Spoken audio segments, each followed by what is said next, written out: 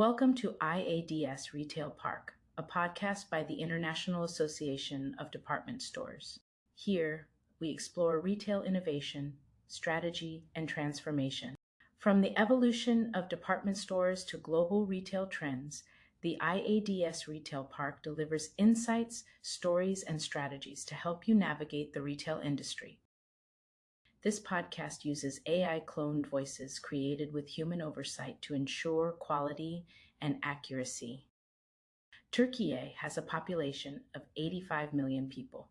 18 million of them use Hopi. Selvan, what started as a department store loyalty program, is now processing 80,000 transactions daily. How did Hopi evolve into a FinTech platform?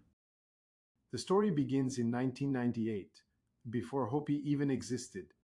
Boyner Group, which owns the department store chain, issued its own credit card without bank backing. Installments became a loyalty incentive in response to Turkey's economic constraints. This preceded points-based rewards entirely. So the DNA was always payment-focused, not just discounts or points. Precisely. By the time Hopi launched in 2015, Boyner already had gift cards and other payment options widely accepted by customers. But Hopi was conceived from day one as a multi-merchant coalition. The plan was to create something completely new. Why expand beyond Boyner's own stores? That seems counterintuitive for a retailer. Installment offerings alone had stopped providing competitive differentiation in the Turkish market.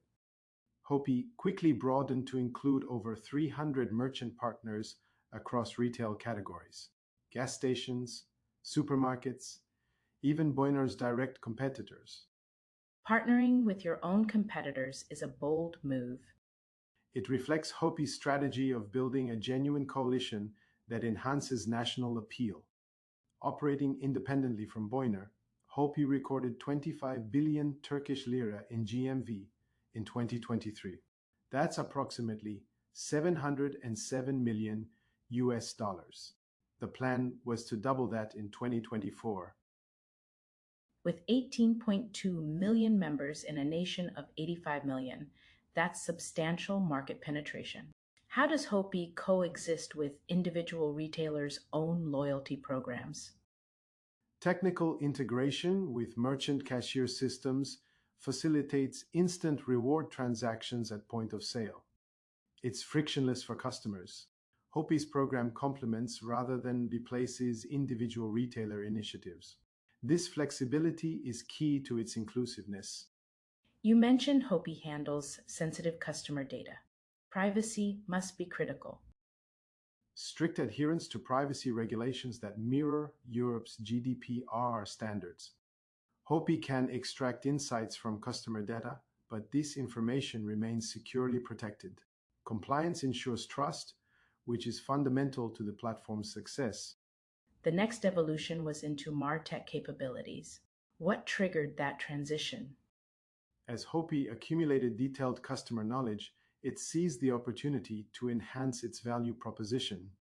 Central to this shift was introducing Paracik, an in-app currency functioning as a versatile tool. It incentivizes spending and refines consumer engagement strategies creatively. How does Paracik differ from traditional loyalty points? The Lollipop campaign is a perfect example. Brands could reward customers with Paracik upfront while retaining the option to reclaim unused balances. This approach drove turnover increases up to 2.3 times in certain segments, particularly electronics retail. That's quite a significant conversion lift, Sylvan. Yes, it really is, Maya. And Hopi also encouraged sharing Paracik balances among friends and relatives.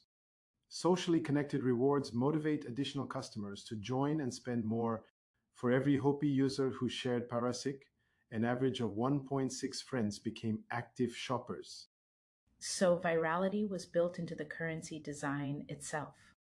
It boosted cart sizes, GMV, and overall engagement.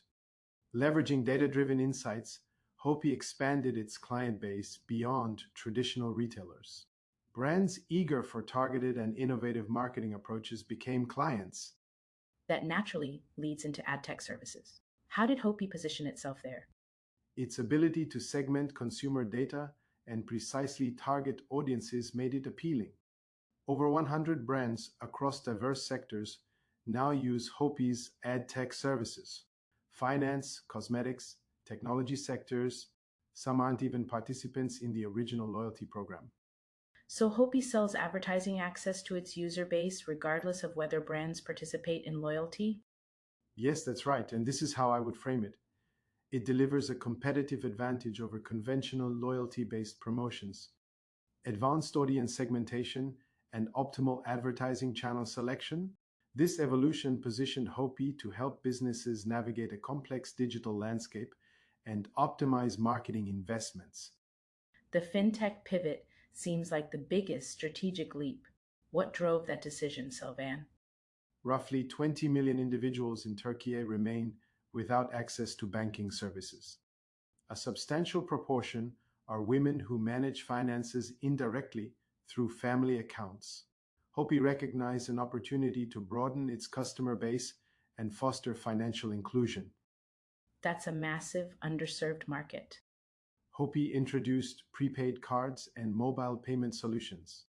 Rather than developing economic infrastructure from scratch, Hopi partnered with Turkey's largest fintech company. They sold a stake in Hopi to this strategic ally to ensure seamless integration of embedded finance services.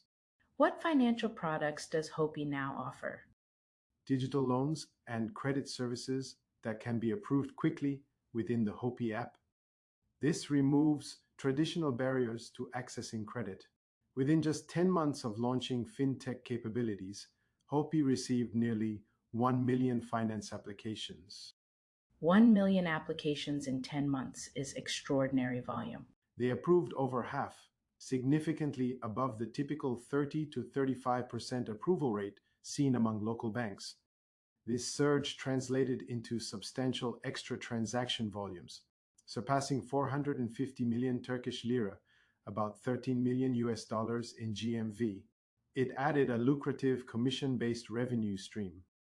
So Hopi now operates as a comprehensive B2B to C ecosystem. Walk us through the stakeholder structure.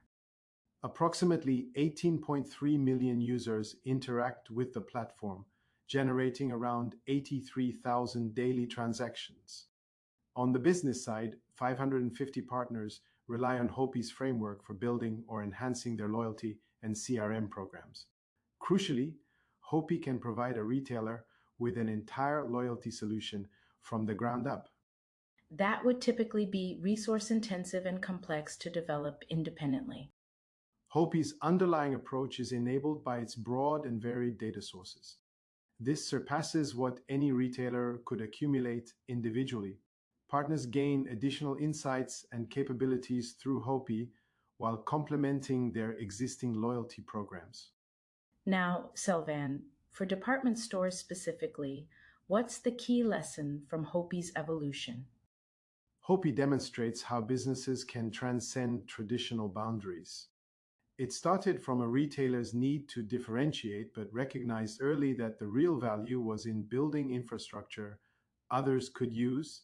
The shift from proprietary asset to shared platform created exponentially more value. And the financial inclusion angle adds social impact to commercial success. Bringing 20 million unbanked people into the financial system, particularly women, has profound implications. It's not just profitable, it's transformative for Turkish society.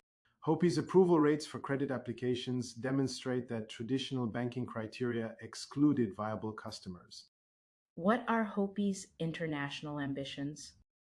The company has established itself as a leader in B2C loyalty services domestically.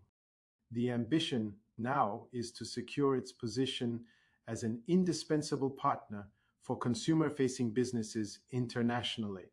Its pioneering blend of loyalty, MarTech, AdTech, and FinTech stands as a model for how platforms can serve multiple stakeholders. Is the model replicable in other markets, or is it uniquely suited to Turkish conditions? Turkey's installment culture and unbanked population created specific conditions. But the underlying principle, building shared infrastructure that benefits an entire ecosystem, is universally applicable.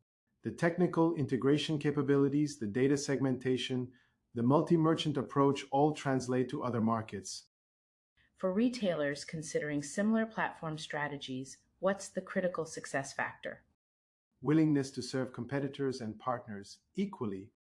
Hopi succeeded because it operated independently from Boyner, even though Boyner created it. If retailers can't make that mental shift from proprietary advantage to ecosystem orchestrator, the model won't work. That requires a fundamental rethinking of competitive strategy. It does, but the rewards are substantial. Hopi's GMV, its user base, its revenue streams across loyalty, advertising, and finance all demonstrate the platform model's potential. It's not just about defending department store margins anymore. It's about creating new value pools entirely. Thanks for joining us for this episode of the IADS Retail Park. For more insights and exclusive content, follow us on LinkedIn, explore our Substack, and visit our website